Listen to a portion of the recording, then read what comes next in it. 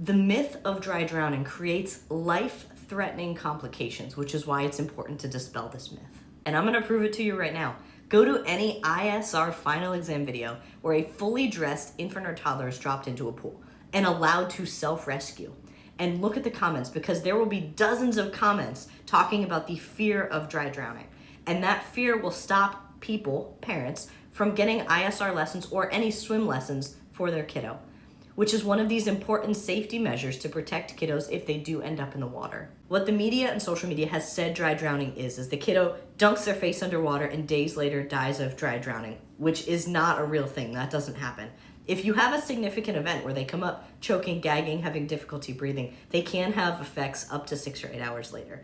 That's just drowning. It's wet. There is nothing dry about it. Dry drowning creates this almost irrational fear of the water and your child around the water, and it doesn't feel preventable because all it is your child's face hitting the water, and that's all it takes. In contrast to drowning, which is actually preventable with layers of protection, one of those being swim lessons or self-rescue lessons. There are parents so worried about dry drowning that they haven't signed their kids up for swim or self-rescue lessons, which makes them more at risk for drowning, which is the whole point, is that we need to be preventing this. So we need to get rid of this idea of dry drowning, get rid of the fear around these lessons and this brief head in the water, they're gonna die days later. That's not a real thing. We need to be focusing on the prevention, and we need to be focusing on what is real, which is drowning and kids' lives being at risk.